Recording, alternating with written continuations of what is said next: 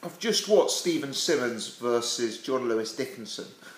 Let's start by saying I scored every round John Lewis Dickinson except the second round, which I gave to Stephen Simmons, en route to a round 8 stoppage from John Lewis Dickinson.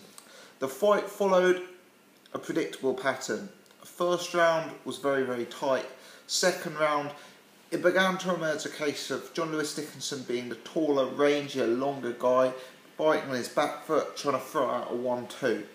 Neither guy was looking overly good early on, and I must say that theme continued throughout the fight.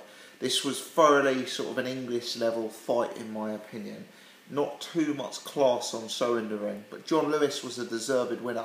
So essentially Stephen Simmons was chasing him around the ring and John Lewis was using boxing, fighting on the back foot, peppering Steve Simmons with a 1-2.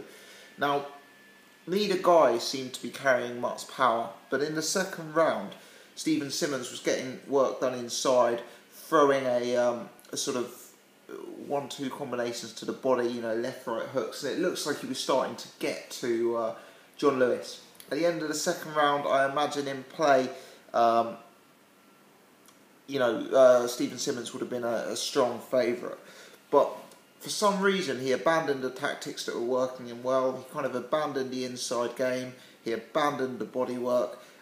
Really, he just kind of tried to charge John Lewis down without any logic or any real game plan. He didn't have any sort of foot movement, any head movement. He was just coming straight in a line. And really, his idea of defence was, trying to break John Lewis Dickinson's hand on his chin. It really was simple like that. John Lewis Dickinson, he didn't look like a world beater in there. He looked rigid, he looked a bit stiff, didn't look like the most dynamic or versatile fighter, but what it was is he was able to land consistently on Stephen Simmons. Now, effectively, over the course of a few rounds, the damage just took its toll on Simmons, and I think round 6-7 you could see he was hurt, you could see his legs were starting to go, which isn't a good thing if you consider that John Lewis Dickinson certainly doesn't have the record of a very advanced knockout artist in terms of his punching power. Anyway, cut a long story short, Dickinson is continuously wobbling Stephen Simmons.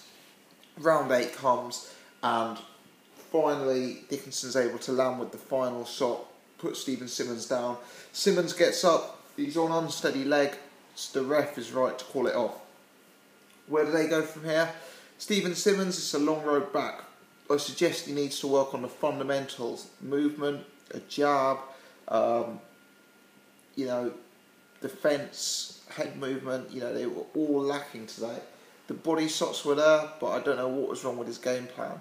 John Lewis Dickinson, on the other hand, he marches on. It's a good win for him, taking a WBC minor belt and taking the undefeated record of Stephen Simmons. You have to question how far John Lewis Dickinson's upside is to me. He didn't look that great in there, and I'd fancy, I wouldn't back his chances in an Oval Mackenzie fight. Let's put it that way. Anyway, that's my thoughts. I'm keen to hear your thoughts on the fight, how you were scoring it, and how you thought both guys looked. Thanks very much for watching. I'm going back to the boxing.